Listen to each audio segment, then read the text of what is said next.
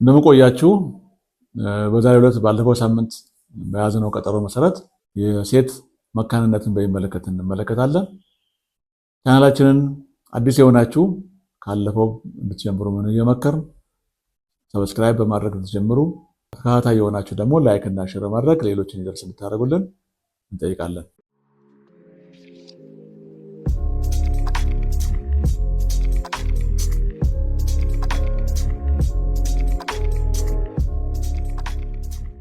የሴት መካንነት ማለት አንድ ሴት እስከ 12 ወራት ድረስ ያለምንም የእርግዝና መከላከያ መደበኛ የግብረ ሥጋ ግንኙነት እያደረገች እርግዝና ሳይፈጠር ሲቀር ወይም ደግሞ እድሜዋ ከ35 ዓመት በላይ የሆናት ሴት እስከ 6 ወራት ካላረገዘች እንዲሁም ደግሞ በፊት የወለደች ሆና ረጅም ጊዜያት ሳታረግዝ ከቆየች መካን ሆነች ይባላል። እነዚህ ምክንያቶች አሉት። አንደኛ እንቁላሉ ከማምረቻው ከኦቫሪው ያለመውጣት፣ ይሄ አንደኛው ምክንያት ነው። እነዚህን በዝርዝር ስንመለከት እነዚህ ነገሮች ሊመጡ የሚችሉበት ምክንያቶች አንደኛ ፖሊሲስቲክ ኦቫሪያን ሲንድሮም ይባላል። የእነዚህ ንጥረ ነገሮች ወይም ሆርሞን መዛባት ይህን ችግር ያመጣል። የወር አበባው ያለ ጊዜ መምጣት፣ የወንዶች ንጥረ ነገር በብዛት መከሰት ሴቶች ላይ፣ በእንቁላል ማምረቻውና ማከማቻ ውስጥ ብዙ ውሃ የቋጠሩ እብጠቶች መከሰት ወይም ሲስት የምንላቸው። የዚህ ንጥረ ነገሮች መብዛት ምልክቶቹ አንደኛ በፊት ላይ ፀጉር መብቀል፣ ሴቶች ላይ ፊታቸው ላይ ፀጉር ይበቅላል፣ ብጉር ይወጣል፣ ክብደት ይጨምራሉ፣ የጭንቅላት ፀጉራቸው ይሳሳል። ከረጅም ጊዜ በኋላ አይነት 2 የተባለውን የስኳር ህመምና የልብ በመከሰት ናቸው። ይህ ምንድነው? ፖሊሲስቲክ ኦቫሪያን ሲንድሮም ኦቫሪ ሲንድሮም የሚያመጣው ችግር ነው። ንጥረ ነገሮቹ ሲዛቡ ቅድም እንዳልኳችሁ የወንድ ንጥረ ነገር ሲበዛ ሴቶች ላይ በብዛት ሲበዛ በእንቁላል ማምረቻውና ማከማቻው ውስጥ ያሉት ውሃ የቋጠሩ ወይም ሲስቶች ሲበዙ እነዚህን ምልክቶች ያሳያሉ። እነዚህ ህመም ምልክቶች ናቸው። ሌላው የታይሮይድ እጢ ስራ ለመስራት ይህን ችግር ይመጣል። ሌላው የእናት ጡት ወተት መፈጠር ምክንያት የሆነው ፕሮላክቲን ይባላል። ይሄ በብዛት ሲኖር ይህን ችግር ሊፈጥር ይችላል። ሌላ ሁለተኛው መካኒካል ወይም የማህፀን አቀማመጥ ስንመለከት የማህፀን ቱቦ ወይም ፋሎፒያን ቱቦ ይባላል። የዚህ መጎዳት ወይም መዘጋት ነው። የወንድ ዘር ፍሬ ማህፀን ተቀብሎ በዚህ በፋሎፒያን ቱቦ ወይም ማህፀን ቱቦ ሄዶ እንቁላል ጋር የሚገናኝበት ቦታ ይሄ ዝግ ከሆነ መተላለፊያው መንገድ ዝግ ከሆነ መካንነት እንዲፈጠር ያደርጋል። የዚህ ምክንያት አለው። እነዚህ የማህፀን ቱቦ መዘጋት ምክንያት አለው። የማህፀን ኢንፌክሽን መጉዳት፣ ለምሳሌ ፐልቪክ ኢንፍላማቶሪ ዲዚዝ የሚባል አለ። በባላዘር በሽታ ሊሆን ይችላል። ሌሎች በተለያዩ ምክንያቶች ባክቴሪያ ገብተው የዚህ ማህፀን በአጠቃላይ ሲበከል ሊዘጋው ይችላል። ሌላው የማህፀን የውስጠኛው ሽፋን አይነት ከውጨኛው የማህፀን ሽፋን እንዲሁም በማህፀን ቱቦ ላይ ሲከሰት ልክ የውስጠኛው ማህፀናችን እንደዚህ ቢሆን ከውስጠኛው ያለው የውስጠኛው ዓለም ሽፋን ልክ የዛን አይነት በውጨኛው ላይ የሚኖርበት ሰዓት ችግር ይፈጥራል። በሁሉ የማህፀንን አካል ቱቦውንም ራሱ ማህፀንንም ኢቨን እስከ ኦቫሪ ድረስ ሊደርስ ይችላል። የዚህ ችግር መከሰት መሀን ሊያደርግ ይችላል። ሌላው የበፊት የማህፀን ቀዶ ሕክምና ጠባሳ ካለ በፊት በህመም ሊሆን ይችላል፣ በቀዶ ሕክምና ሌላ የተለያየ ምክንያት ጠባሳ ካለ እንዲህ አይነት ችግር ሊፈጥር ይችላል። የማህፀን ቱቦ መጎዳት ሊፈጥር ይችላል።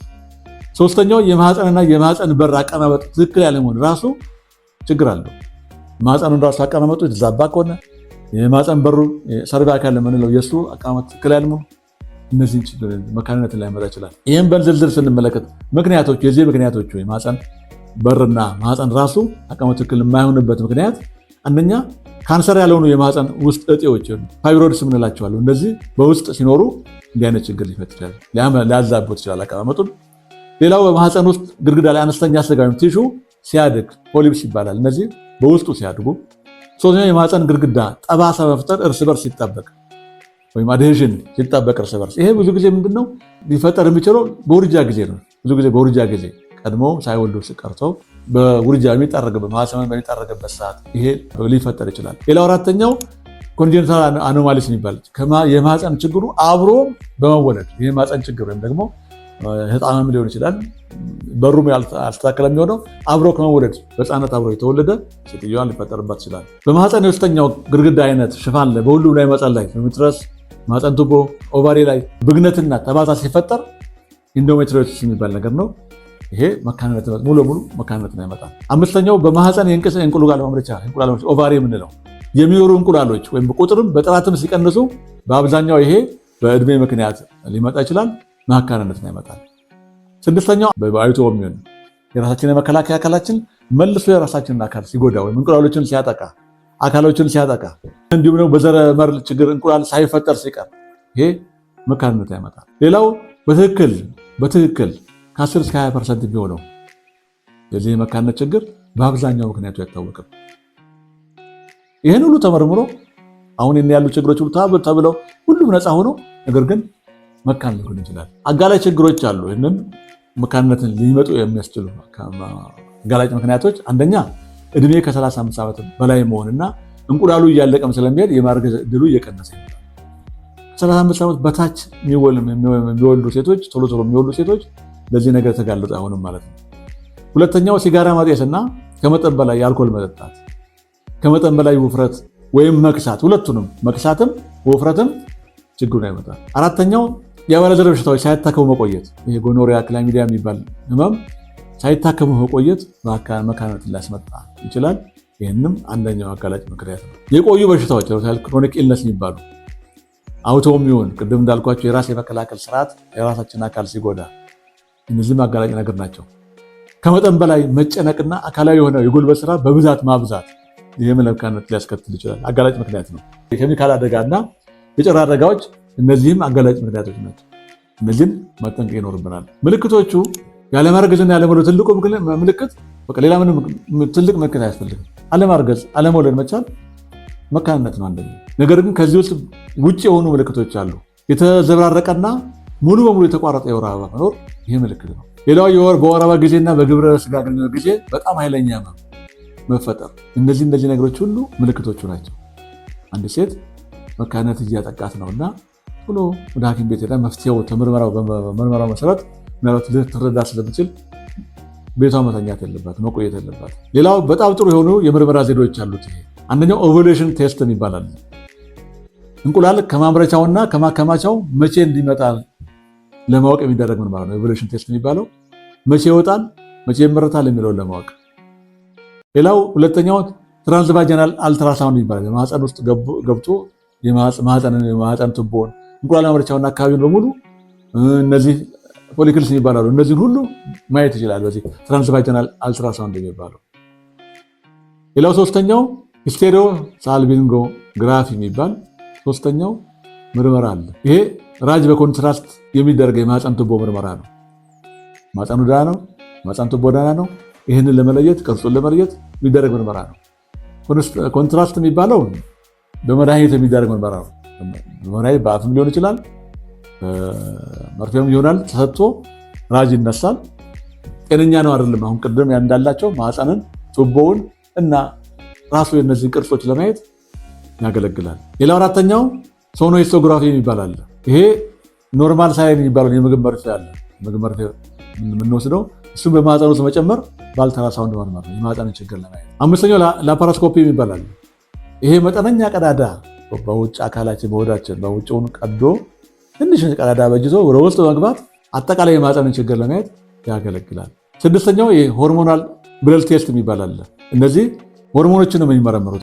ሕክምናው የሚመሰረተው ህመሙን በመጣው ምክንያትና እድሜው የተደረገው መካንነት የፈጠረው እድሜ መካንነት የቆየበት ጊዜ ሴትዮዋ እድሜ ይህን ሁሉ ይወስናል። ምንም ሕክምናው የሚሰጠው አንደኛው ኦቭዩሌሽን ኢንዳክሽን የሚባል አለ።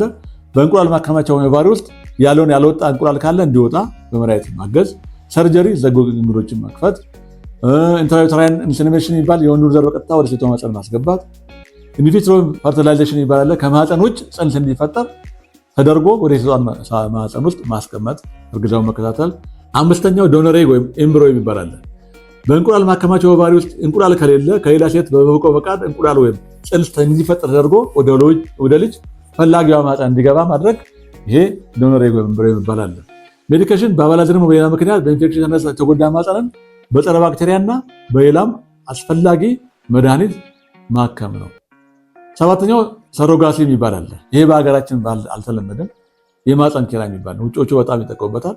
ጽንሳቸው መሸከም የማይችሉ መሸከም የማይችሉ ሰዎች ሌሎች እንዲያረግዙ ያደርጉላቸውና አርግዘው ወልደው ይሰጧቸዋል ማለት ነው። ሌላ ነገር የለውም። መከላከያውም መካንነትን ሙሉ መከላከል ባይቻልም አጋላጭ ነገሮችን መከላከል ይቻላል። አንደኛው ክብደት መጠን ማስተካከል፣ ሁለተኛ የቆዩ ህመሞችን መታከም፣ በተለይ ስኳር ህመም፣ ታይሮይድ ህመም፣ እነዚህም በግድ መከታተል አለበት። ታይሮይድ ችግር ካለበት፣ ስኳር ህመም ካለበት ለመውለድ አስችል።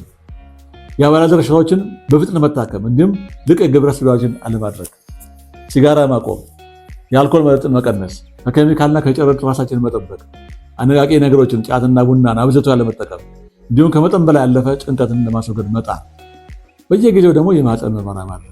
እነዚህ መከላከያው ቱሎች ናቸው።